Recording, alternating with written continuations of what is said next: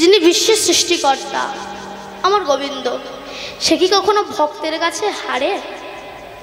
সে কি হারে না, নিজে থেকে হেরে গিয়েছিল ভক্তের কাছে। তার ক্ষমতা নেই ওনাকে হারানোর, কারোর ক্ষমতা নেই। নিজে থেকে রাধারানীর কাছে হেরে গিয়েছিল। কেন? তিনি নিজেই বলেছিল, আমা হতে নাম বড়, নাম হতে ভক্ত বড়, আর ভক্ত হতে ভক্তের পদধূলা আরো বড়। হরি বল, হরি বল। তা ভগবানের থেকে যে ভক্ত বড়, এর প্রমাণ কি আছে? সেই যে মহাভারতের সুদর্ণ, যুদ্ধে যেতে দেরি হয়েছিল বলে বাবা আদেশ করেছিল যে গরম তেলের কড়ার ওপরে বসানো হবে। এটা প্রচার হয়ে গিয়েছে। গরম তেলের ওপর বসানো হবে।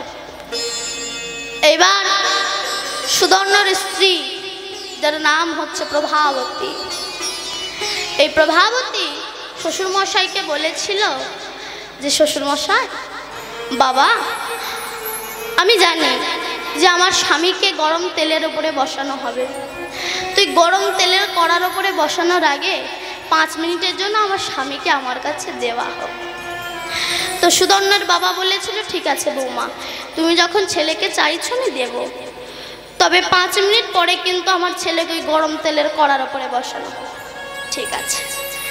এবার প্রভাবতী সুদর্ণকে নিয়ে ঘরের ভিতরে এসেছে। সুদর্ণ কাঁদছে, কারণ যে জানে একটু পরেই আমার মৃত্যু হবে। সে কাঁদবে না, তা হাসবে। আর প্রভাবতী হাসছে। সুদর্ণ তখন বলছে, প্রভাবতী কিছুক্ষণ পরে আমার মৃত্যু, আর তুমি হাসছো? প্রভাবতী বলছে, কে বলেছে স্বামী তোমার মৃত্যু আর খানিকক্ষণ পরে? সুদর্ণ বলছে, তুমি জানো না প্রভাবতী, যদি আমাকে গরম তেলের কড়ার উপরে বসানো হয় আমি বাঁচবো না। তখন প্রভাবতী বলল, স্বামী কে বলেছে, কে বলেছে তোমাকে গরম তেলের কড়ার উপরে বসাবে? কেন তোমার মৃত্যু হবে? তুমি জানো না আমি সেই ছোট শিশুকাল থেকে তো তাকে ডেকে আসছি। শিশুকাল থেকে দেহ মন প্রাণ যৌবন সব গোবিন্দের চরণে অর্পণ করেছি। সেই শিশুকাল থেকে ডেকে আসছি, তো আমি দেখবো না সে কেমন ভগবান। সে যদি সত্যি থাকে আজ তোমাকে অবশ্যই রক্ষা করবে। এই বলে চন্দন বেটে সুদর্ণ সর্বাঙ্গে কৃষ্ণ কৃষ্ণ কৃষ্ণ কৃষ্ণ নাম লিখে দিয়েছে। হরি বল, হরি বল। এতটুকু জায়গা ফাঁকা রাখেনি। এবার 5 মিনিট পরে যখন সুদর্ণকে বাইরে বের করেছে, গরম তেলের কড়ার উপরে বসানো হয়েছে না, আর ওই যে সর্বাঙ্গে কৃষ্ণ নাম লেখা আছে না, সুদর্ণর গায়ে ওই গরম তেলের ছাপ লাগছে না, ওর গোবিন্দের ওই কৃষ্ণ নামে গিয়ে লাগছে। গোবিন্দ চমকে উঠেছে, আমার গায়ে কেন এমন ব্যথা লাগছে? অন্তর্যামী গোবিন্দ বুঝতে পারলেন মর্তধামে আমার একজন পরম ভক্ত, সর্বাঙ্গে কৃষ্ণ নাম লেখাতাম, তার অঙ্গে একটু ব্যথা লাগছে না, এই কৃষ্ণ নামে যত ব্যথা লাগছে। তাই যদিও প্রকৃত আমরা নয়ন জলে ভেসে ডাকতে পারি, কৃষ্ণ বলে কাঁদতে পারি, বলি আমরাও তো সুদর্ণ হতে পারি, আমরাও তো সুদর্ণ হতে পারি, আমরাও তো সুদর্ণ হতে পারি, আমরাও তো সুদর্ণ হতে পারি। যদি ডাকার মতো ডাক হয় অবশ্যই কৃপা করবে। এই রাধারানী আর গোবিন্দ ঘুমিয়ে আছে, আর সখীরা বসে আছে। এমন সময় সখীরা গোবাক্ষ, গোবাক্ষ মানে কি জানালা, জানালা দিয়ে এমন সময় দেখছে সূর্য উদিত হচ্ছে। যেই উদিত হতে দেখছে এমন সময় সখীরা বলছে, ওরে অরুণ তুই এখন উদয় হয়ে গেলি? অকরুণ পুন বালয় অরুণ উদিত মুদিত কুমুদ বদন রে।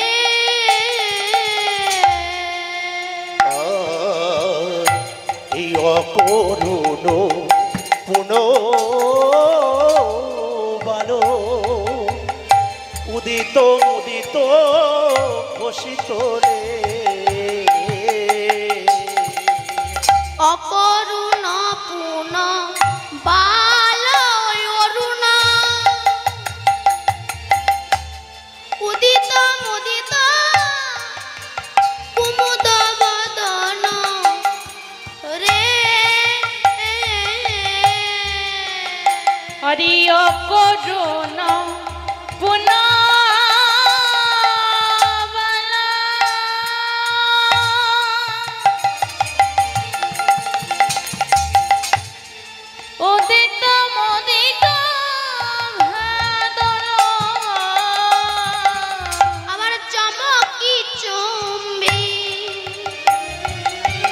চঞ্চরি পদু মিনিক সদন সাজে চমকি চম্বি চঞ্চরি পদ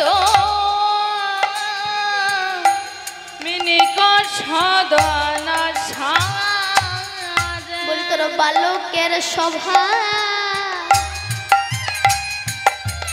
গেল না রে তোর বালকের সভা গেল না রে তোর বালকের সভা গেল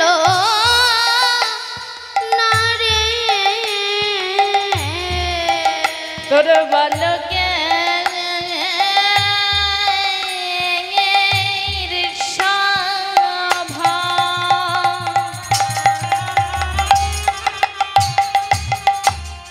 গেল না রে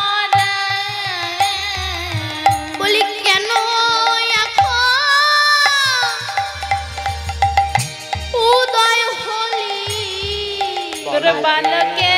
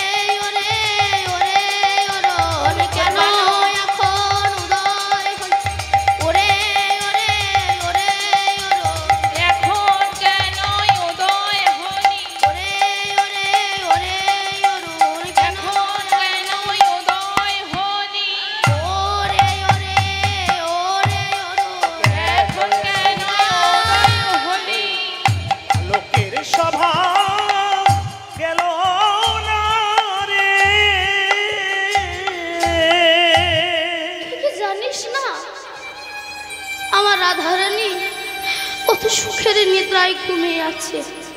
তুই যদি এখন উদয় হোস তবে আমার রাধারানীকে বাদিনীর ঘরে চলে যেতে হবে। আবার দেখা হবে কিনা জানি না। কেন উদয় হলি? যে জটিলা কুটিলা ভবনে থাকে আমার রাধারানী কৃষ্ণ নাম করতে দেয় না, সেখানে তুই উদয় হলি কেন?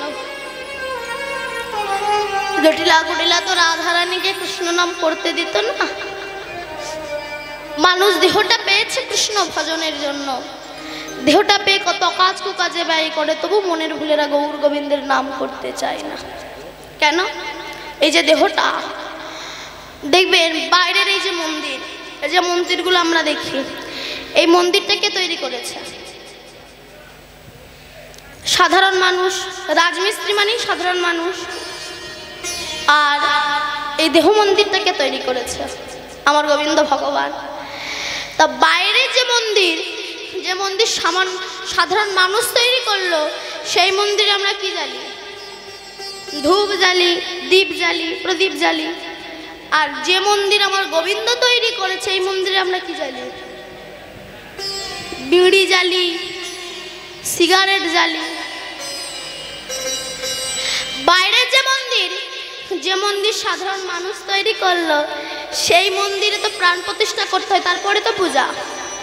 আর দেহ মন্দির যে মন্দির আমার গোবিন্দ তৈরি করেছে, এই মন্দিরে কোনো প্রাণ প্রতিষ্ঠা করার দরকার হয় না, সর্বদা আমার গোবিন্দ তিনি হৃদয়ে জেগে বসে আছে। বাইরের যে মন্দির সাধারণ মানুষ তৈরি করেছে, সেই মন্দিরে আমরা কি ঢালি? দুধ ঢালি, শুদ্ধ গঙ্গা জল ঢালি। কিন্তু দেহ মন্দির যে মন্দির গোবিন্দ তৈরি করেছে, এই মন্দিরে কি ঢালে? মদ ঢালি। বাইরের যে মন্দির সাধারণ মানুষ তৈরি করলো, সেখানে কেউ মাছ মাংস তোলেন? তুললে অপরাধ হয়। দেহ মন্দির যেটা একাদশীর দিনেও তো মাংস বাদ দেন না, একাদশীর দিনেও সব খায়।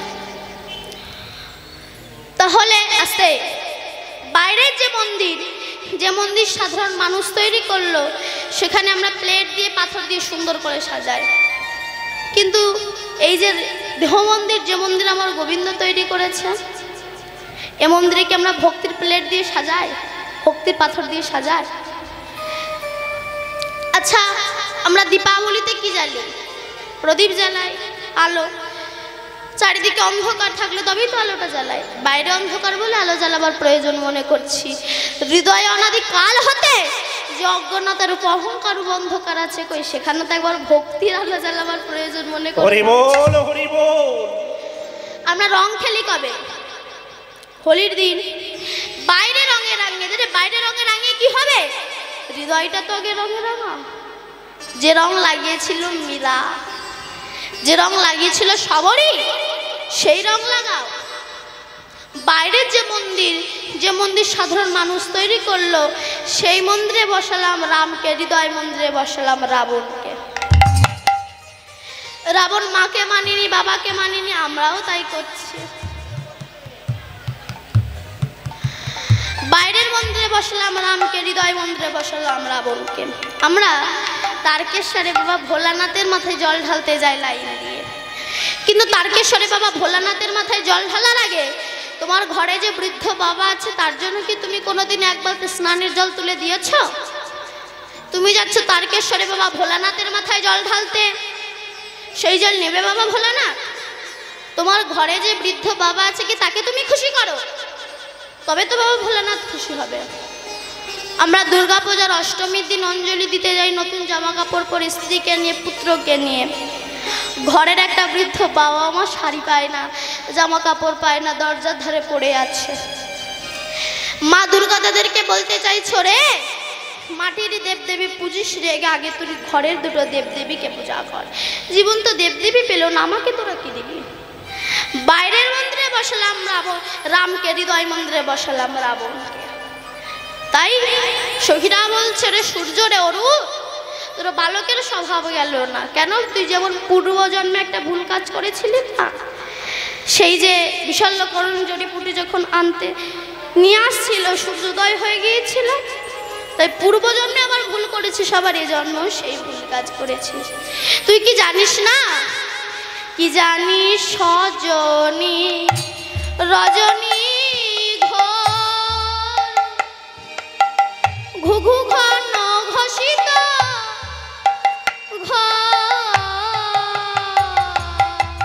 কি জানি রজনী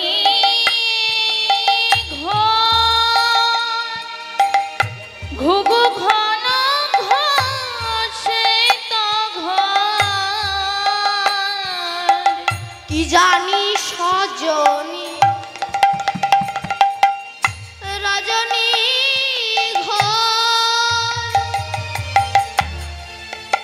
ঘুঘু ঘন ঘোষিত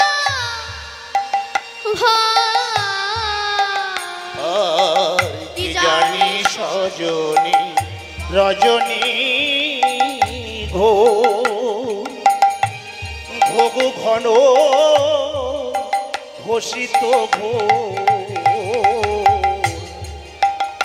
আবার কত যামিনী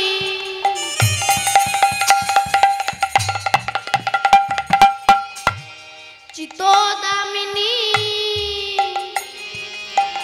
কামিনী কুললাজে আর কত দামিনী চিত কামিনী কামিনী কুললাজে বলেন সেই তো এলো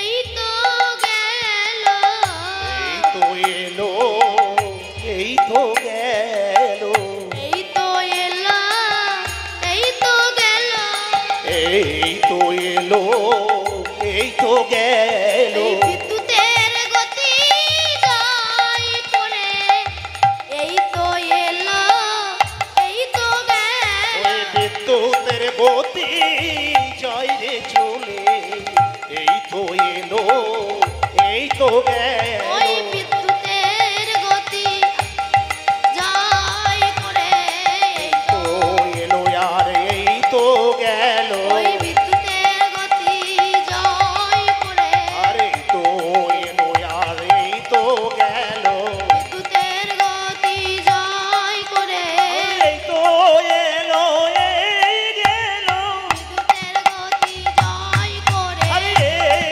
এলো এই গেল বিদ্যুতের গতি জয় করে আলোকের সভা গেল না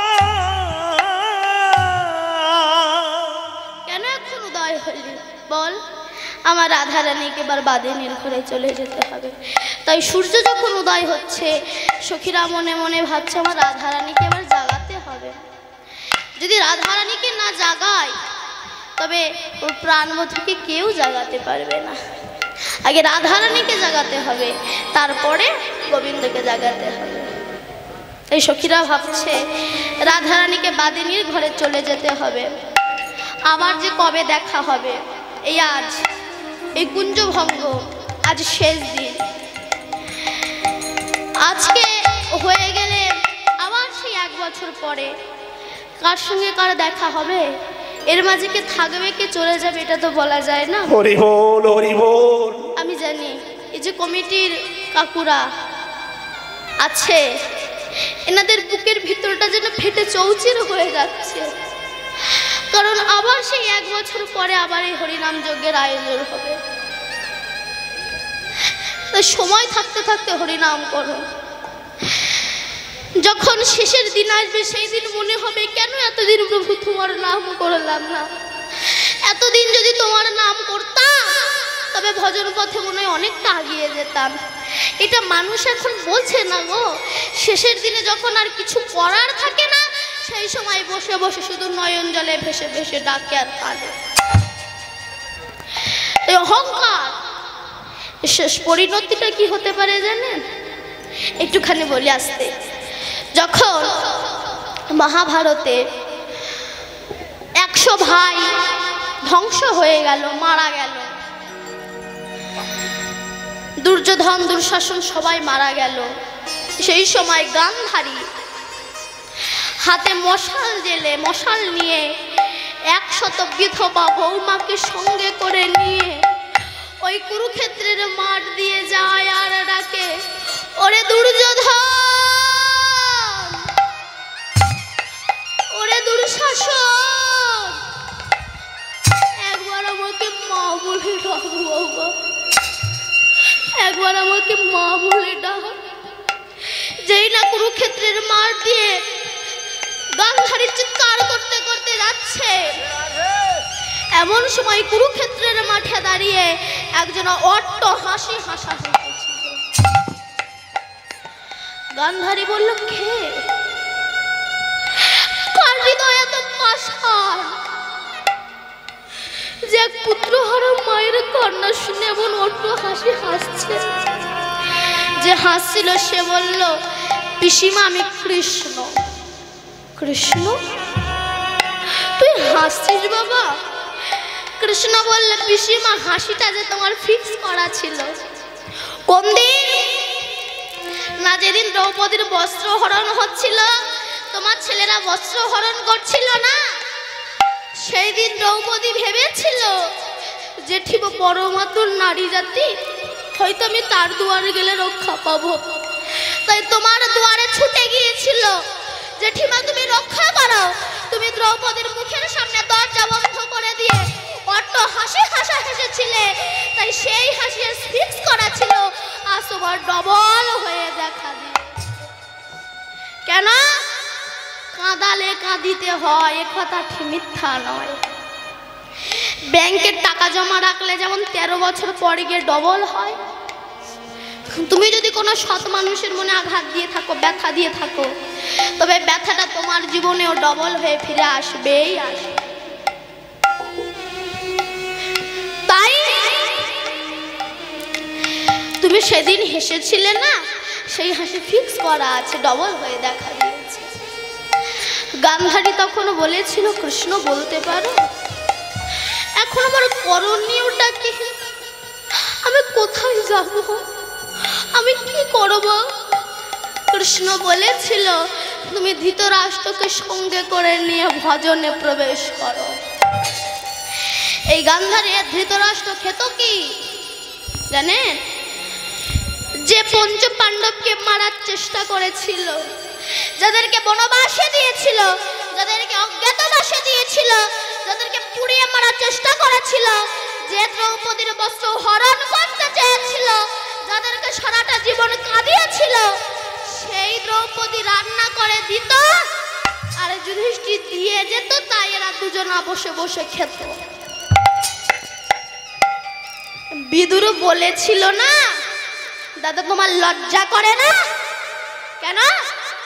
যাদেরকে মারার চেষ্টা করেছিলে তারা রান্না করে দিচ্ছে আর খাচ্ছ, তোমার লজ্জা করে না? তো খাই বলে এত বড় বাক্যবাণী আমাকে জর্জরিত করলে, যা আর খাবো না। যুধিষ্ঠির খাবার এনেছে, জ্যাঠামশাই ওঠো, খাবে না? ধৃতরাষ্ট্র বলল, না আজ আর খাবো না। কেন? তোর হাতটা একটু দে না বাবা। যুধিষ্ঠির বলছে, কেন জ্যাঠামশাই, দে না। যুধিষ্ঠির হাতটা ধরে বলছে, বাবা আমি না কোনোদিনও কৃষ্ণ বদন দর্শন করিনি, আজ শেষের দিনে আমার কৃষ্ণকে একটু আমার কাছে নিয়ে আসবে বাবা। কেন? আমি প্রাণ ভরে একটু তাকে দর্শন করব। যুধিষ্ঠির বলল, জ্যাঠামশাই তুমি তো অন্ধ, তুই জানো বাবা আমার কৃষ্ণকে একটু আমার কাছে নিয়ে আয়। যুধিষ্ঠির ছুটতে ছুটতে গিয়েছে, কৃষ্ণ কৃষ্ণ আমার জ্যাঠামশাই তোমাকে দেখতে চেয়েছি, একটু যাবে? কৃষ্ণ বলল, অবশ্যই যাব। কেন? যে আমাকে মৃত্যুর সময় একবার শুধু নয়ন জলে ভেসে ডাকে,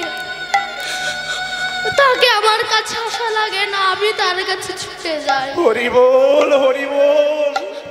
আমি যাব। কৃষ্ণ এসে দাঁড়িয়েছে ধৃতরাষ্ট্রের কাছে। ধৃতরাষ্ট্র কৃষ্ণকে বলছে, কৃষ্ণ বাবা তোর দুটো একটু দে না। কেন? দে না।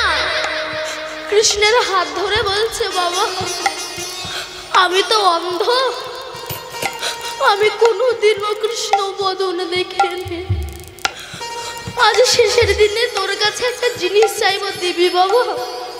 কৃষ্ণ বলল, বলো ভীষে বসাই। ধৃতরাষ্ট্র বলল, বাবা শেষ দিনে আমার একটু নয়ন দুটো ফিরিয়ে দিবি। কেন? আমি একটু শেষের দিনে নয়ন ভরে যাওয়ার আগে কৃষ্ণ বদন দর্শন করব। রাধে রাধে। যে না ধৃতরাষ্ট্র কৃষ্ণের হাত ধরে কাঁদছে, এমন সময় আমার গোবিন্দ ওই ধৃতরাষ্ট্রের নয়নে যেই না হাত দিয়েছে, ধৃতরাষ্ট্র নয়ন ফিরে পেয়েছে। নয়ন ফিরিবা মাত্র ধৃতরাষ্ট্র কৃষ্ণ বদন দেখিতে লাগিল, দেখিতে লাগিল।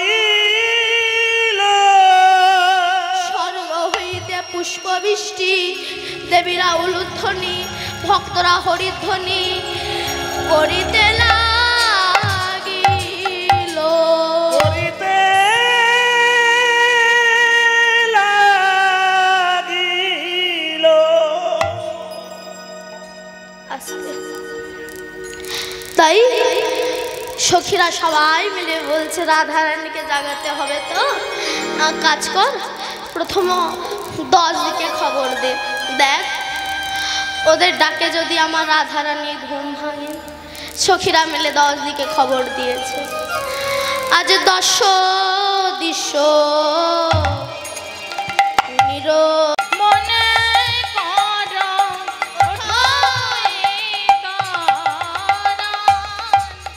আমরে কিল ডাকে কদম্বে ময় হরিয়ামরে কোকিল ডাকে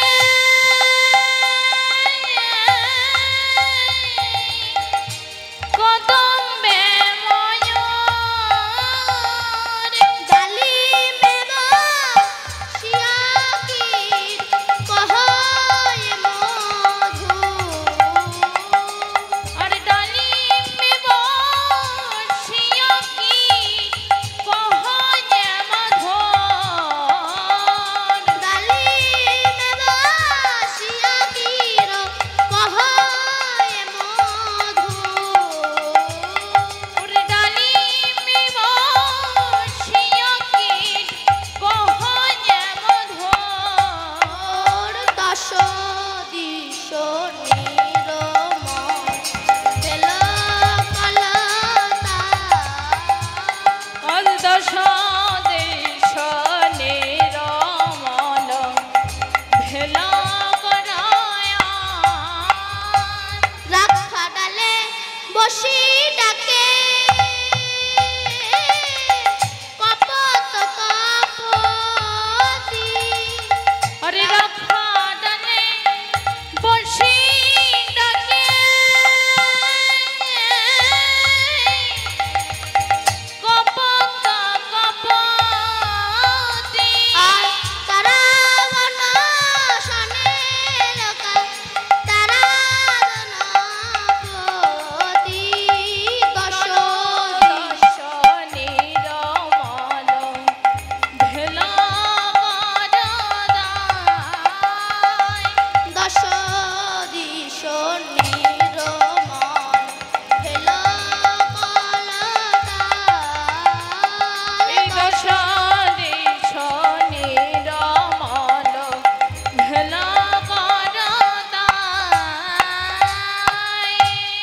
সবাই ডাকছে কপত কপতি, সবাই ডাকছে সুখসারি, সবাই ডাকছে হে রাধে একবার ওঠো, দেখো নিশি প্রভাত হয়ে গিয়েছে, তোমাকে যে বাদির ঘরে যেতে হবে, তুমি ওঠো। তুমি না উঠলে তো তোমার গোবিন্দকে কেউ জাগাতে পারবে না।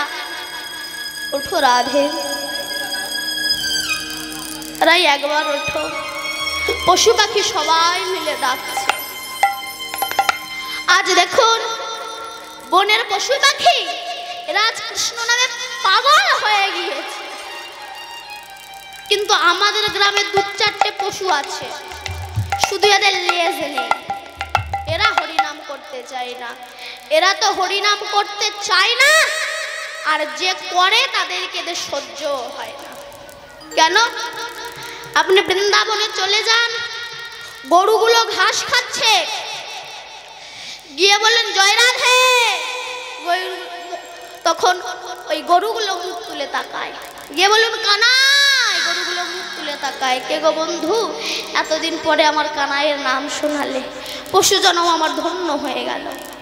ময়ূরগুলো চড়ছে জয় রাধে বলুন, তারা পেখম তুলে ডাকে কেও কেও, এতদিন পরে রাধা নাম শোনালে কেও।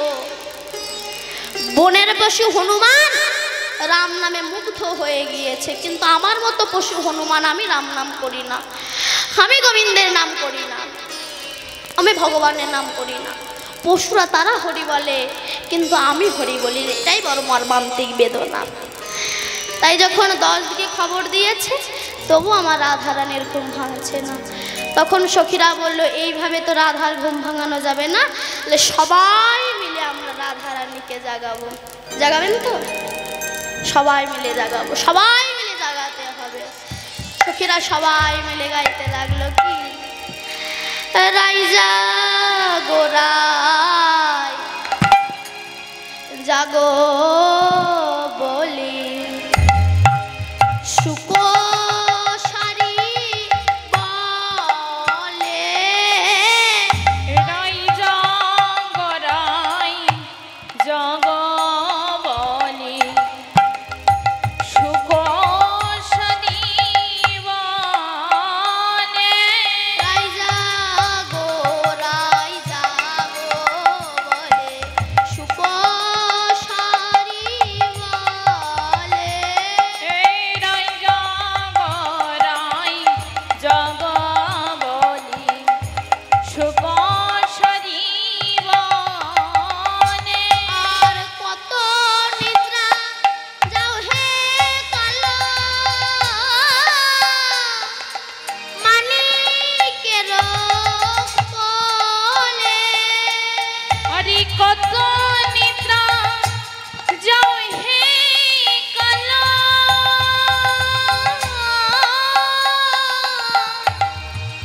মানিকের কোলে, রাইজা গোরাই জাগো বলে, শুকো সারি বলে, রাই জাগরাই জাগ বলি, সুখ শনি বলে, রজনী প্রভাত হইলা,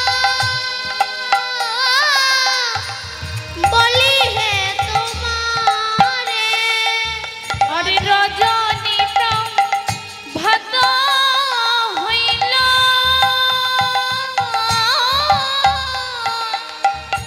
বলি হে তোমার, অরুণ কিরণ হেরি প্রাণ কাঁপে ডরে, রাজা রায় জাগ বলি, সুখ শনি বলে, রাইজা গোরাই জাগ শুকো সারি বলে, রায় জাগরায় জাগ বলি, সুখ শনি বলে। যেই না সবাই মিলে ডাকছে আমার রাধারানীর ঘুম ভেঙে গিয়েছে। যেই রাধারানীর ঘুম ভেঙে গিয়েছে, উঠিয়া আসে বিনোদিনী, হেরি শেষ রজনী, সে বিনোদিনী হেরি শেষ রজনী, উঠিয়া আসে বিনোদিনী, হেরি শেষ রজনী, উঠিয়া সে বিনোদিনী হেরি শেষ রজনী, চমকিত চারিপানে চায় আহারে, চমকিত চারিপানে চায় আহারে, প্রভাত জানিয়া ধনী মনেতে সশঙ্কিত ভারী, জগ জানিয়া ধনী নেতে সংকটে জানি, প্রভাত জানিয়া ধনী মনেতে সশঙ্কিত ভারী, নেতে সংকট জানি, নেতে সংকট জানি, কত চাপি বধুরে জাগা রে সখী, এই পদ চাপি বধূরে জাগায় রে সখী, বলে জাগো জাগো পরাণ বধূ জাগো, জাগো জাগো পরাণ বধূ জাগো, জাগো জাগো পরাণ বধূ জাগো, জাগো জাগো পরাণ বধূ জাগো আর তো নিশি নাই গো বধূ জাগো জাগো পরা বধূ জাগো আর তো নিশি নাই গো বধূ জাগো জাগো বধূ পরাণ বধূ জাগো। যেই না রাধারানী এমন আকুল বিকুল করে ডাকছে, চোখের জলে ভেসে ডাকছে আস্তে, আর কি আমার গোবিন্দ থাকতে পারে? আমার গোবিন্দর ঘুম ভাঙে গিয়েছে, উঠিল না গোরো বড় নিদ্রে রয়ালি সে, উঠিল না গরগণ নিদ্রের জ্ঞানে সে। আবার দুয়ার হলো বালিশে, দুই আঁখি ঢল ঢল বিচিত্র বনে সে। আবার দুই আঁখি ঢুলো ঢোলো হিলন বালিশে, দুই আঁখি ঢল ঢল হিলন বালিশে। উঠিল না বড় নিদ্রে রয়ালিশে, উঠিল না গরগণ চিত্রবনে সে। গোবিন্দ রাধারানীর কান্না সহ্য করতে না পেরে আমার গোবিন্দেরও ঘুম ভেঙে গিয়েছে। ভক্ত যদি আকুল প্রাণে ডাকে আমার ভগবান কি থাকতে পারে? না। কেউ যদি একটু চোখের জলে ভেসে ডাকে ভগবান ভক্তের ডাকে আসতে বাধ্য হয়। যেখানে ভক্তি আছে সেখানে আমার ভগবান আছে, যেখানে ভক্তি নাই সেখানে আমার ভগবান নাই। যেমন যখন কুরুক্ষেত্রের মাঠে যুদ্ধ আরম্ভে গোবিন্দ গিয়ে বলেছিল না দুর্যোধন যুদ্ধ করো না, 5টা ভাইকে 5টা গ্রাম দাও। তার দুর্যোধন কি বলেছিল? বিনা যুদ্ধে সূচাগ্র মেদিনী না করিব দান, সূচের আগায় যতটুকু মাটি ওঠে সেটাও দান করব না। গোবিন্দ বলেছিল তোমার ধ্বংস অনিবার্য দুর্যোধন। তখন দুর্যোধন দুঃশাসনকে বলেছিল দুঃশাসন আমার শত্রু কৃষ্ণ আবার আমারে জ্ঞান দিতে আসে, ওকে বেঁধে ফেলো তো। যেই না বাঁধে গেল, এখানে দাঁড়িয়ে ছিল ওখানে চলে গেল, যে ওখানে বাঁধতে গেল ওখানে চলে গেল, যে ওখানে বাঁধতে গেল চতুর্দিকে ছড়িয়ে গেল। অট্ট হাসি দিয়ে গোবিন্দ বলেছিল দুর্যোধন গরুর দড়িতে কি আমারে বাঁধা যায় গো? তা যদি হতো আমার মা তো কম চেষ্টা করেনি, নবলক্ষ ধেনুর দড়ি জোড়া দিয়েছিল, আমাকে বাঁধতে পেরেছিল যতক্ষণ না আমি না বাঁধা পড়েছিলাম। আমাকে বাঁধতে গেলে লাগে না শক্তি, যদি থাকে কিঞ্চিত পরিমাণে ভক্তি, লাগে না শক্তি। তা তখন দুর্যোধন বুঝে নিয়েছিল কৃষ্ণ তো যে সে ব্যক্তি নয়, তাই কৃষ্ণকে বলেছিল কৃষ্ণ বলো আগামী কল্লপ্রাতে যে যুদ্ধ হবে সেই যুদ্ধে তুমি কার পক্ষে থাকবে? কৃষ্ণ বলেছিল একদিকে আমার 10,000 নারায়ণী সেনা আছে আর একদিকে আমি অস্ত্রবিহীন, কোনো অস্ত্র ধরবো না আছে, তুমি কাকে নেবে? কাকে নিয়েছিল? মূর্খ তো 10,000 নারায়ণী সেনা নিয়েছিল, কৃষ্ণকে নেয়নি। কৃষ্ণ বলল দুর্যোধন তুমি ভুল করছো। তখন দুর্যোধন বলল তাহলে আমার পক্ষে থাকো। গোবিন্দ বলল না আর থাকা সম্ভব নয়, না তোমাকে থাকতেই হবে। কৃষ্ণ বলল তাহলে আমি কাল গিয়ে আমার ঘরে গিয়ে ঘুমাবো, আমি ঘুম চোখ খুলে যার বদন আগে দর্শন করবো আমি তার পক্ষ হয়ে যুদ্ধ করব।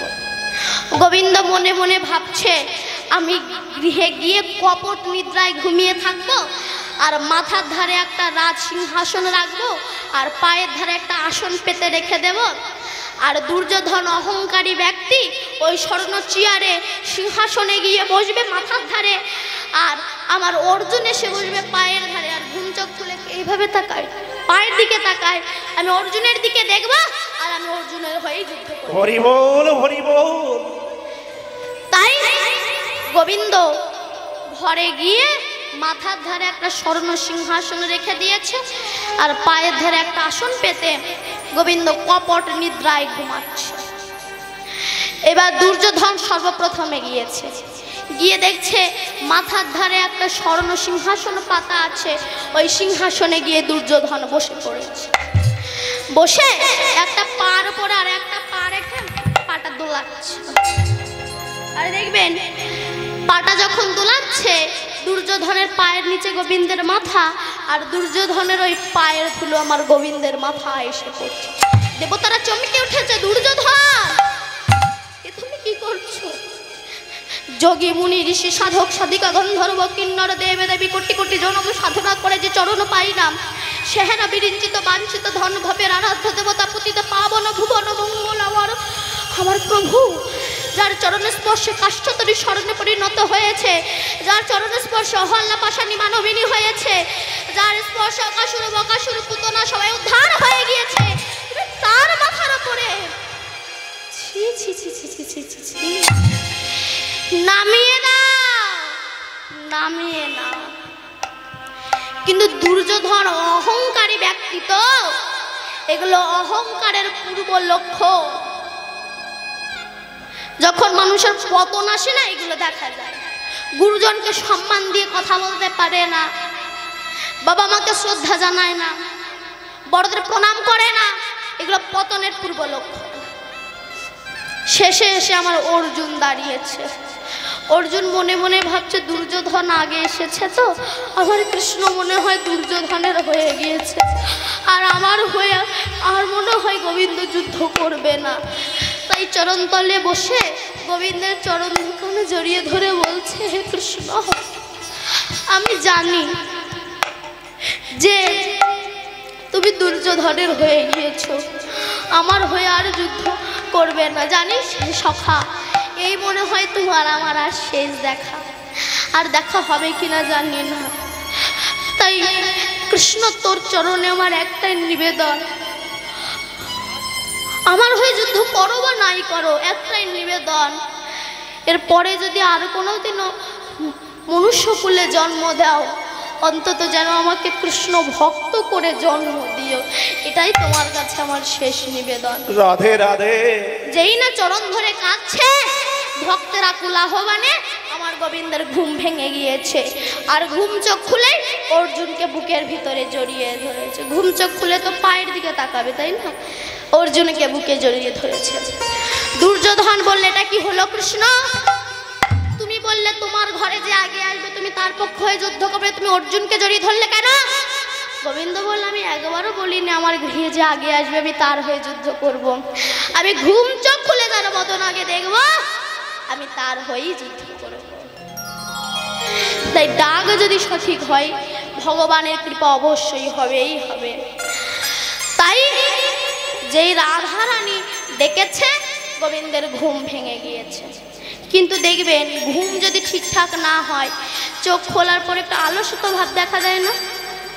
আপনারা জানেন রাস কটার সময় শেষ হয়েছে? রাস 5টা, আবার এক্ষুনি আমার গোবিন্দকে জাগানো হচ্ছে। ঘুম ভাঙতে চায়? সকালবেলা ঘুমে এখন ডাকা হচ্ছে, কিছুতেই গোবিন্দের ঘুম ভাঙছে না, চোখ দুটো যেন চাইছে না। আবার দুই আখি ঢালা ঢালা হিলো নবালিশে, দুই আখি ঢলা ঢলা নিদ্রে নয়নে, আবার দুই আখি ঢালা ঢালা হিলো নবালিশে, দুই আখি ঢলা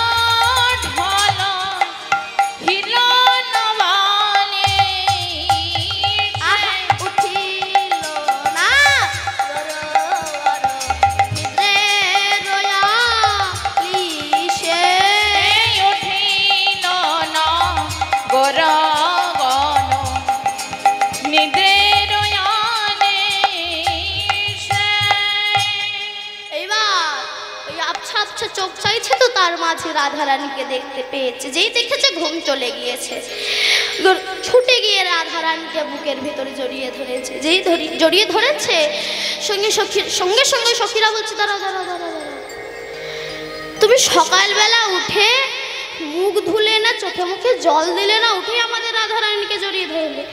দাঁড়াও, হাত মুখ আগে ধোবে তো। সুবাসিত জলয়ানি বদন ধোয়াইলা, সুবাসিত চন্দনানি বদন ধোয়াইলা, সুবাসিত জলয়ানি বদন ধোয়াইলা, সুবাসিত চন্দনানি বদন ধোয়াইলা, নেতের অঞ্চল দিয়া বদন মোছালো, নেতের অঞ্চল দিয়া বদন মোছাইলা, উঠিল গৌরবর নিদ্রের আলিশে, উঠিল না গোরাবান নিদের আনিশে। এবার যেই না চোখ মুখ ধোয়া হয়ে গিয়েছে, এমন সময় গোবিন্দ রাধারানীকে দাঁড় করে কি যেন একটা খুঁজছে। মোবাইল খুঁজছে, মোবাইল। মোবাইল, ওটাও একটা মোবাইল ধরাই যেতে পারে, কারণ এখন যেমন মোবাইলে হ্যালো করলে প্রেমিকা বা প্রেমিক ছুটে আসে, আর ওটাও একটা মোবাইল, বড় মোবাইল, ফু দিলেই রাধারানী জল ফেলে ছুটে আসে। ওটা ছোট আর ওটা একটু বড়, আস্তে। এইবার বাঁশি খুঁজছে, কারণ রাশে আপনারা শুনেছেন ওই যে বলেছিল না, উদ্ভট্ট তালে যদি হারো বনমালী চোরা বাঁশি কেড়ে নিয়ে দেবো করো তালে। তা বাঁশি ছাড়া তো গোবিন্দ চলতে পারে না, তাই বাঁশি খুঁজছে। ললিতা বুঝতে পেরেছে কৃষ্ণ বাঁশি খুঁজছেন। হাসি হাসি এক সখী বাঁশি করে দিল, আরে হাসি হাসি এক সাথে বাঁশি করে দিল, হাসি হাসি এক সখী বাঁশি করে দিল, আরে হাসি হাসি গলা শশে বাঁশি করে দিল, আর বাঁশি পেয়ে নাগর তখন হরষিত ভেল, বাঁশি পেয়ে নগর তখন লসিত ভেল, উঠিল না গৌরবর নিদ্রের আলিশে, উঠিল না গৌরবন নিদের আনিশে। এবার জ্ঞানদা সেতে কহে বলি হারি যা, আর জ্ঞানদা সেই কহে মনে হেরে যাই, এমন তো আর প্রেম কভু দেখি নাই, উঠিল না গৌরবন নিদের আনিশে, উঠিল না গৌরবর নিদ্রের আলিশে, উঠিল না গৌরবন নিদের আনিশে। এইবার আমার রাধা গোবিন্দকে সখীরা মিলে স্নান করিয়ে দিয়েছে। স্নান করিয়ে দেওয়ার পরে সখীরা সবাই মিলে গোবিন্দকে আর রাধারানীকে সাজাচ্ছে। গোবিন্দ নিজে রাধারানীকে সাজিয়ে দিচ্ছে, চরণে আলতা পরিয়ে দিল, নয়নে কাজল করিয়ে দিল। তবে মা, আমরা যেমন করে আলতা পরি ওইভাবে নয়, কৃষ্ণ রাধারানীকে আলতা পরিয়ে দিচ্ছে কেমন ভাবে। গোবিন্দ রাধারানীর চরণের ধারে ধারে কৃষ্ণ কৃষ্ণ নাম লিখে দিচ্ছে, কৃষ্ণ নাম লিখে দিচ্ছে, আর বলছে, হে রাধে, তুমি যখন বাড়ি ফিরে যাবে সেই সময় ওখানে গিয়ে যদি আমার কথা একবার মনে পড়ে, তুমি চরণের দিকে তাকিয়ে, তোমার চরণের দাস, তোমার চরণে রইলাম। রাধে, তোমার কাছে আমার একটাই মিনতি, কি জানো? আমায় ধুয়ে মুছে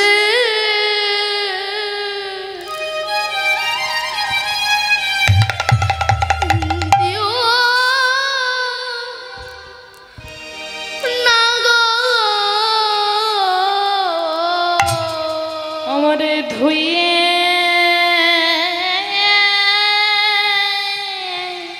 মোছে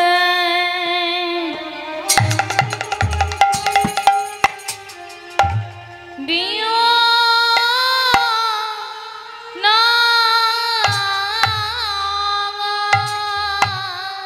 এই জায়গাটা একটু খেয়াল করে। এবার চলে যাওয়ার সময় হয়েছে তো তাই কাঁদছে। আমায় ধুয়ে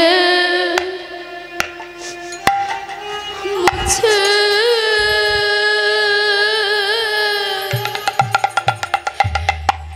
দিও না রাধে গো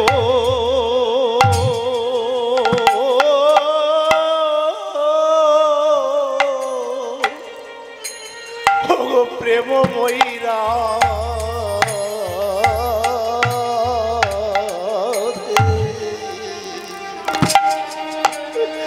যেন ধুয়ে মুছে দিও দিও নারায় ছোড়ো তলে আমায় ঠাই দিও, আমারে ধুইয়ে মোছে দিও না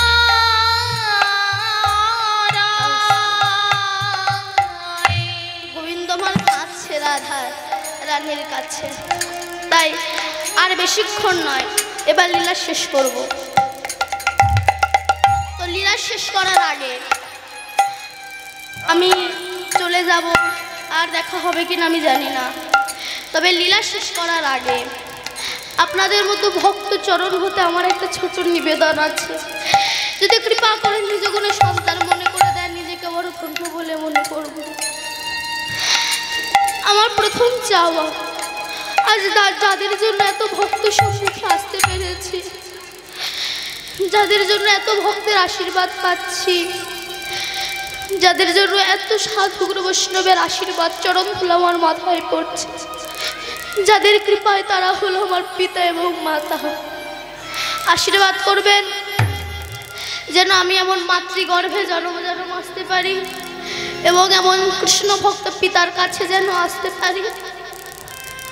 আর একটা যতবার আমি পৃথিবীতে জন্মগ্রহণ করব, আমি যেন আপনাদের মতো ভক্ত সম্মুখে হরি কথা, কৃষ্ণ কথা, গোবিন্দের লীলা কথা বলতে পারি।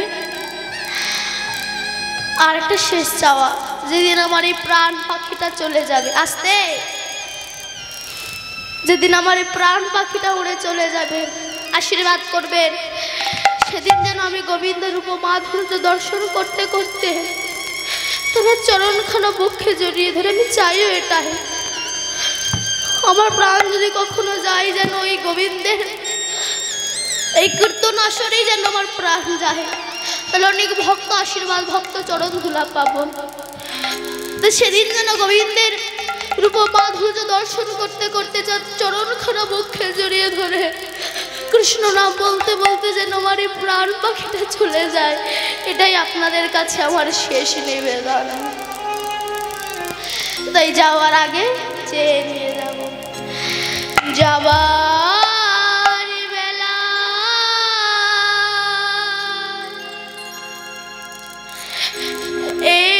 একটি কথা আমি শুধুই বলে যা, জনম জনম এই হরি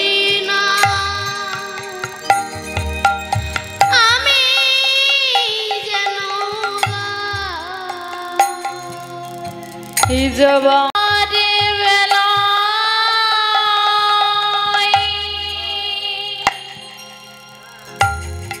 একটি কথা শুধুই বলা যায়, জনম জনম এই হরিণ আমি যাই নগায়।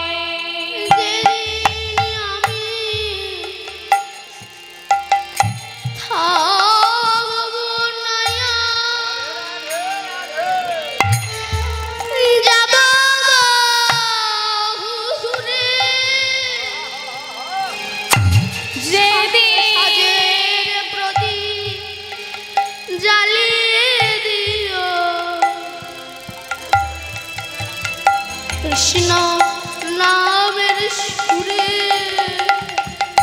যেদিন আমি থাকিব না আর, যাব বহুদূরে, সজের পদে জ্বালিয়ে দিও কৃষ্ণ নামের সুরে। আমি চলে যাই, শুধুই বলে যাই। আমি চলে যাই, শুধুই বলে যাই। তোমাদের সবার ক্ষমা জানি মা। গোবিন্দের যে নাম ব্রহ্মা চতুর্মুখে বলে শেষ করতে পারে না, শিব পঞ্চমুখে বলে শেষ করতে পারে না, সেই নাম আমি কিভাবে বলবো? আমি জানি গোবিন্দের এই কথা বলতে গিয়ে আমার অনেক ভুল ত্রুটি হয়েছে, তাই যদি কোনো ভুল হয়ে যায় নিজে কোনো সন্তান মনে করে আমাকে ক্ষমা করে দেবে। তোমাদের সবার ক্ষমা মাঝে যেন পাই আমি আমাদের সবারই ক্ষমা, মাঝে যেন পাই আমি ঠাঁই। আমি চলে যাই, রাধে আমি চলে যাই, রাধে আমি চলে রাধে।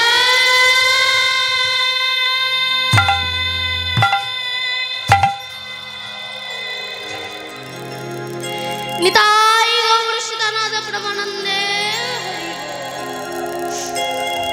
তাই আমার রাধারানীকে সুন্দর করে সাজিয়ে দিয়েছে। এবার আমার রাধারানী সখীদেরকে নিয়ে যেই না বাদির ঘরে ফিরে আসছে, এমন সময় পেছন থেকে কে যেন একজন ডেকে উঠল, রাধে। রাধারানী বলল, কে আমায় ডাকলো? এই নামে তোমার বধূ ছাড়া আর কেউ ডাকে না, তবে কে আমায় ডাকলো? ছুটে এসেছে গোবিন্দের কাছে। গোবিন্দ, আমি সারা জীবন কৃষ্ণ ব্যতিরিক কিছু জানিনি, তবে আমি কি দ্বিচারিণী হয়ে গেলাম? কে আমায় রাধে বলে ডাকলো? দেখলাম একজন পুরুষ, তোমার মতোই দেখতে, তবে তুমি কালো আর সে হচ্ছে ধলো। আমি কি দ্বিচারিণী হয়ে গেলাম তবে? গোবিন্দ বললেন, রাধে কেঁদো না, তুমি যাকে দেখেছো সে অন্য কেউ নয়, সে হলাম আমি। কেন বধূ, তুমি তো কালো, আর আমি যাকে দেখেছি সে কি সুন্দর পরিষ্কার ধলো সাদা দেখতে। গোবিন্দ তখন বলছে, রাধে ত্যাজি কালো বরণ করিব ধারণ তুহার অঙ্গের কান্তি।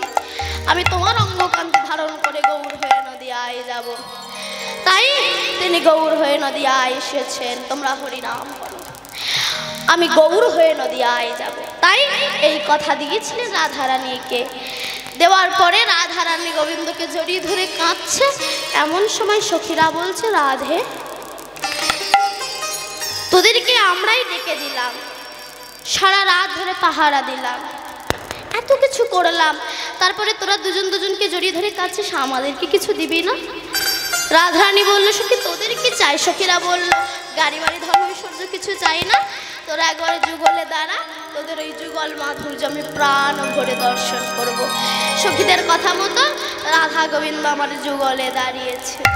বৃন্দাবনে রাধা কৃষ্ণ মিলন হইল, বৃন্দাবনে রাধা কৃষ্ণ মিলন হইল, বৃন্দাবনে রাধা কৃষ্ণের মিলন হইল, বৃন্দাবনে রাধা কৃষ্ণ মিলন হইল। মদন ভরে সবাই মিলে হরি হরি বলো, ও বদন ভরে সবাই মিলে হরি হরি বলো, মদন ভরে সবাই মিলে হরি হরি বলো। ও বদন ভরে সবাই মিলে হরি হরি বলো। রাধা গোবিন্দ লীলা এইখানে রহিল, রাধা গোবিন্দ লীলা এইখানে রহিল, রাধা গোবিন্দ লীলা এইখানে রহিল, আর রাধা গোবিন্দ লীলা এইখানে রহিল, বদন ভরে সবাই মিলে হরি হরি বলো, আর বদন ভরে সবাই মিলে হরি হরি বলো, বদন ভরে সবাই মিলে হরি হরি বলো, আর বদন ভরে সবাই মিলে হরি হরি বলো। হরি বল হরি বল হরি বল হরি বল হরি বল। হরি বল হরি বল হরি হরি বল। নিতাই গৌর সীতানাথ প্রেমানন্দে হরি বল। হরি হরি